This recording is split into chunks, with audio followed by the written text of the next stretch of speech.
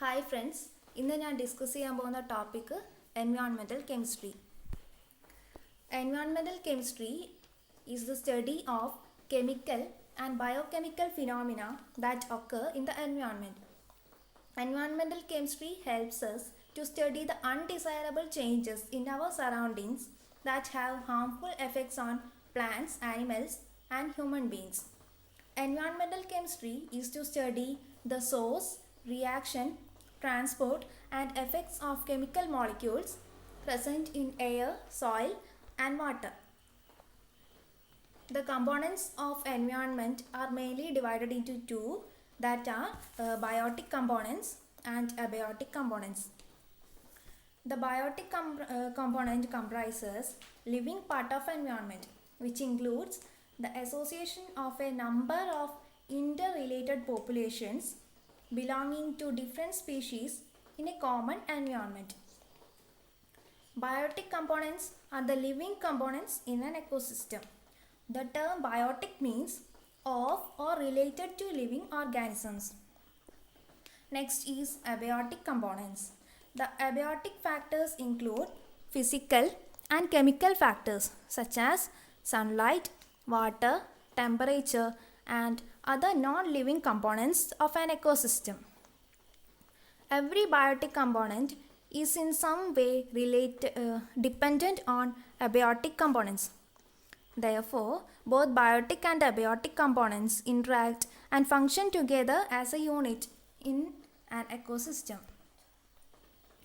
The components of ecosystem are abiotic and biotic, of which abiotic are further divided into two, that is climatic factors and edaphic factors. The climatic factors include temperature, sunlight, atmospheric pressure, humidity of the air, radiation and ionization of air, chemical composition of water and atmosphere. And the edaphic factor is a condition of soil, whether physical, chemical or biological, that influences the organism and the processes that occur in the air.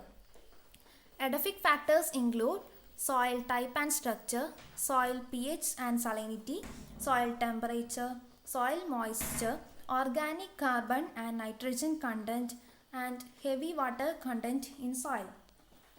The biotic factors include producers, consumers, and decomposers.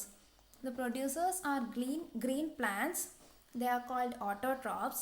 Consumers include primary, secondary, tertiary, and quaternary components. Consumers that are called heterotrophs. Decomposers are bacteria, fungus, etc. They are called saprotrophs. Next topic are the factors affecting environment. There are many factors which affect environment. Some are trees. Trees absorb large amount of CO2 and release oxygen. That is the photosynthesis that occurs in plants. Thus, they are very important for the proper functioning of this environment. Next is population. The overpopulation affects the environment in many ways. The increasing pollution density and it increases pollution density and diminishes natural resources. Next factor is greenhouse effect. Greenhouse gases like carbon dioxide, methane, etc. trap heat from the sun and increases the temperature of earth. The most diversing effect of greenhouse effect is the ozone layer depletion. Ozone is a layer in the stratosphere that contains concentrated ozone gas. It prevents sun's harmful UV rays from reaching the earth. The ozone layer is continuously being destroyed by CFCs, which are used in industries and everyday life. This causes exposure to harmful UV rays, including several skin diseases like cancer, etc.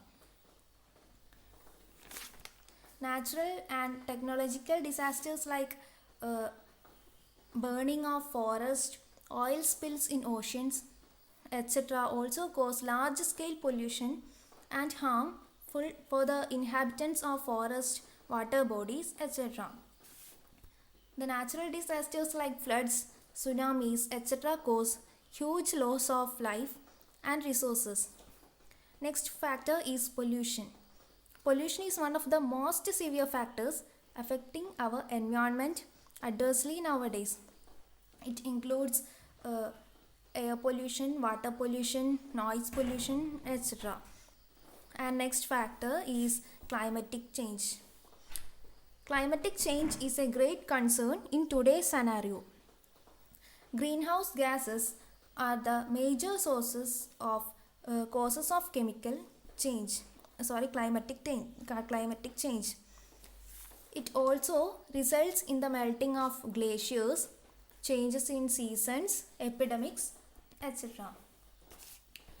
And the next topic of discussion is segments of Earth.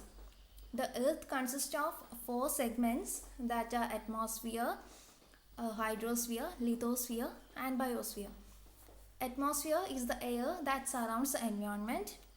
Hydrosphere is the water and lithosphere is the total land part. And these three comprises the biosphere. These three comprises the biosphere. The atmosphere implies the protective blanket of gases surrounding the Earth. It sustains life on Earth. It saves us from the hostile environment of outer space. The atmosphere absorbs most of cosmic rays from outer surface and a major portion of the electromagnetic radiation from sun.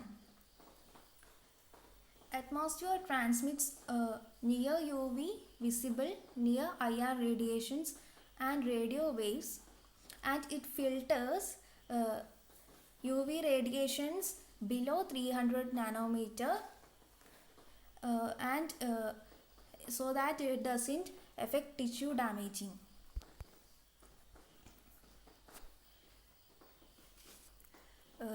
The atmosphere contains nitrogen and oxygen and some other gases in minor components like argon, CO2, etc. The atmosphere is the source of oxygen, which is essential for life on Earth, and CO2 for plant synthesis. It also supplies nitrogen, which is for ammonia manufacturing, nitrogen fixing bacteria, etc. to yield chemically bound nitrogen essential for life. Further, it is a vital carrier of water from oceans to lands as part of hydrologic cycle. Next is hydrosphere. The hydrosphere comprises all types of water resources, that are oceans, sea, lakes, rivers, streams, polar ice caps, glaciers, groundwater. 97% of Earth's water supply is oceans.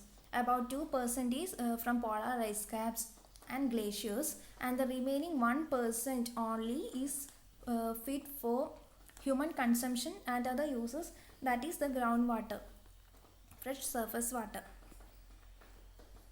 Next is lithosphere.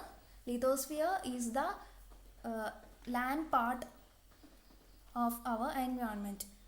Lithosphere is the outer mantle of solid Earth.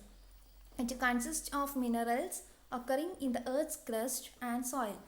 Example: minerals, organic matter, air and water. And the last is biosphere. Biosphere includes the 3 of these, that is atmosphere, hydrosphere and lithosphere. The living organism and their interactions with environment are there in biosphere.